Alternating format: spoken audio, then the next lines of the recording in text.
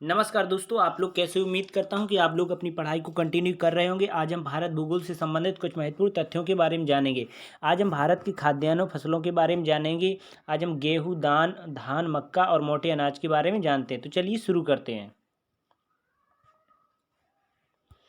आज हम चावल, गेहूं, मक्का अनाज और मोटे अनाज के बारे में जानेंगे। तो चलिए हम धान चावल की बात कर लेते हैं कि चावल किस कुल का पौधा है और कहाँ किस ऋतु में उगाया जाता है। ठीक है, तो पहला पॉइंट यह देखते हैं कि धान ग्रेमनी कुल का पौधा है। तो ये आपको याद रखना है कि जो धान है जो ग्रेमनी कुल का पौधा है। दूसरा पॉइंट है कि धान का वानस्पतिक नाम ओराइजा सटाइवा है। तो ये भी आपको याद रखना है।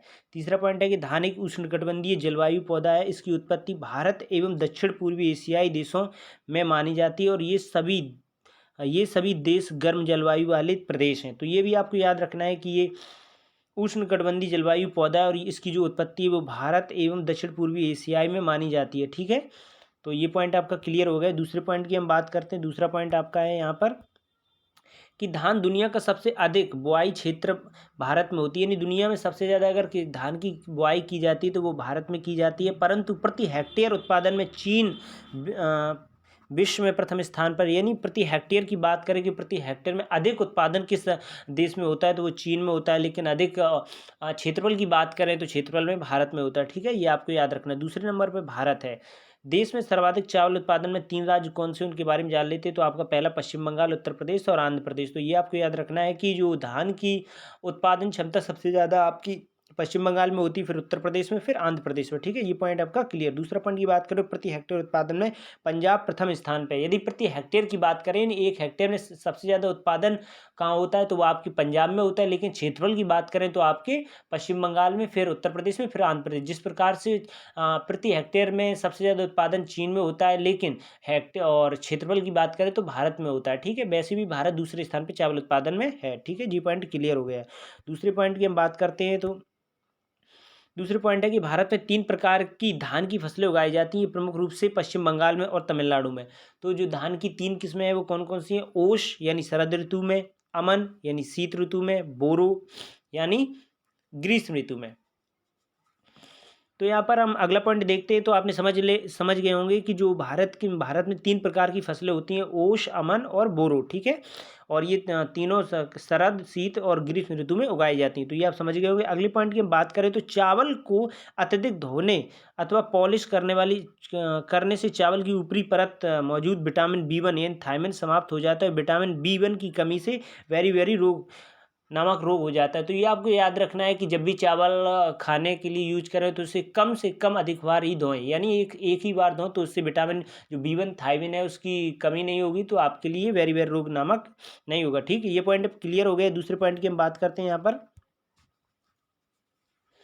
दूसरा पॉइंट है कि गोल्डन धान में विटामिन ए, रेटिनॉल अधिक पाया जाता है। तो ये भी आपको याद रखना है कि जो गोल्डन धान किस्म होता है, गोल्डन की जो धान की एक किस्म होता है उसमें विटामिन ए पाया जाता है। तो ये भी आपको याद रखना है। दूसरे पॉइंट की बात करें, धान एक कार्बन 3 कुल का पौधा है। तो ये भी आपको याद रखना है कि जो एक धान एक किस कुल का पौधा है? कार्बन 3 कुल का पौधा है। तो ये आपको याद रखना है। दूसरे पॉइंट की हम बात करें, प्रकाश संश्लेषण की क्षमता सबसे कम होती है। यानी इसमें प्रकाश संश्लेषण की क्रिया बहुत ही कम होती है। और दूसरा पॉइंट है कि CO2 का उत्सर्जन प्रकाश में अधिक मात्रा में करता है। तो ये भी आपको याद रखना है कि सबसे ज़्यादा जो धान का पौधा है वो कार्बन डाइऑक्साइड उत्सर्जन करता है। ठीक है, तो ये महत्वपूर्ण कुछ बिंदु थे धान से समझे। अब हम बात करेंगे गेहूँ से। गेहूं से बनने वाली कौन कौन सी प्रमुख तत्व हैं उसके बारे में हम जान लेते हैं। ठीक है, तो पहला पॉइंट यहाँ पर दिया गया कि चावल की ही तरह गेहूं भी एक ग्रेमनी कुल का पौधा है। तो ये आपको याद रखना है कि चावल और गेहूं दोनों ही ग्रेमनी कुल का पौधा है। ठीक है, और दूसरा पॉइंट है कि गेहूं का वानस्पतिक नाम ट्रिटिकम सटाइवा है। तो ये आपको याद रखना होगा। ठीक है, अगले पॉइंट हम बात करें, गेहूं में भारत का चीन के बाद विश्व में दूसरे स्थान पर है। जिस प्रकार से यहाँ पर लिखा है कि गेहूं में भारत का चीन के बाद विश्व में दूसरा स्थान है। यानी चावल में भी दूसरा स्थान है और गेहूं में भी दूसरा स्थान है, क्योंकि भारत दूसरे स्थान पे चावल में है और गेहूं में है। इस प्रकार से चीन प्रथम और गेहूं में भी है और चावल में भी। ठीक है, अगले पॉइंट हम बात करें तो गेहूं भारत कि धान की दूसरी सबसे महत्वपूर्ण खाद्यान्न फसल है। तो ये भी आपको याद रखना है कि जो खाद्यान्न फसल में चावल के बाद दूसरी अगर यूज होने वाली है तो वो आपकी गेहूं है। ठीक है, अगले पॉइंट की बात करें तो हरित क्रांति के प्रथम चरण में गेहूं पर विशेष ध्यान दिया गया था, यानी हरित क्रांति पर विशेष बल खाद्यान्न पर दिया गया। तो खाद्यान्न फसलों पर में से किस फसल पर दिए गए थे, तो गेहूं पर दिए गए थे। ये भी आपको याद रखना है। अगला पॉइंट है कि हरित क्रांति उत्कृष्ट बीज, रासायनिक खाद एवं सिंचाई पर आधारित थी, यानी हरित क्रांति का मतलब होता है उत्कृष्ट बीज लाएं और रासायनिक खाद सिंचाई पर आधारित ये सब सुविधाएं के माध्यम से हरित क्रांति विकसित हुई। ठीक है।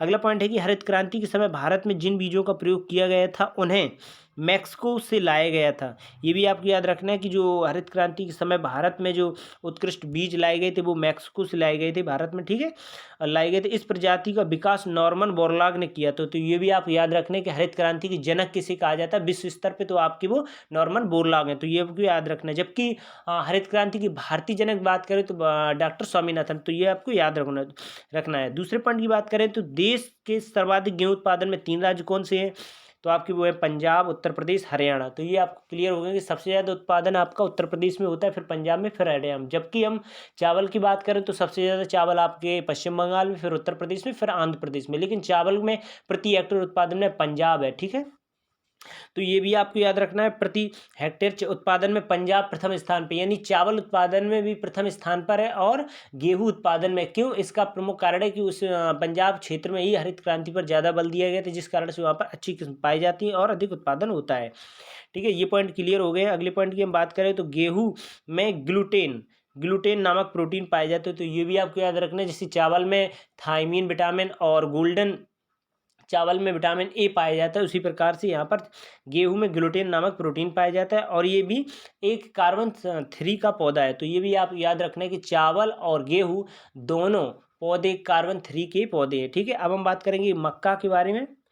तो मक्का के बारे में समझ लेते हैं। पहले पॉइंट कौन सा बन रहा है, तो मक्का के बारे में पहला पॉइंट है कि मक्के में खाद्यान्न में सर्वाधिक कार्बोहाइड्रेट 80% यानी 80% पाया जाता है। तो ये भी आपको याद रखना है कि जो मक्का होती है उसमें 80% कार्बोहाइड्रेट पाया जाता है। तो हम दूसरे पॉइंट की बात करें, मक्के में कार्बोहाइड्रेट स्टार्च के रूप में पाया जाता है। स्टार्च कार्बोहाइड्रेट में अधिक होने के कारण इसका प्रयोग बायोडीजल बनाने में भी किया जाता है। तो ये भी आपको याद रखना है कि बायोडीजल बनाने में किस खाद्यान्न फसल का उपयोग किया जाता है, तो आपको याद रखना है वो है मक्का।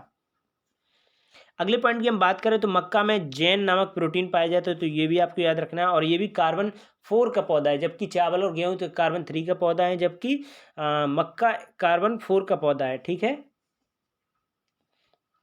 अगले पॉइंट की बात करें तो प्रकाश संश्लेषण की क्षमता अधिक होती है। तो ये भी आपको पॉइंट याद होना चाहिए।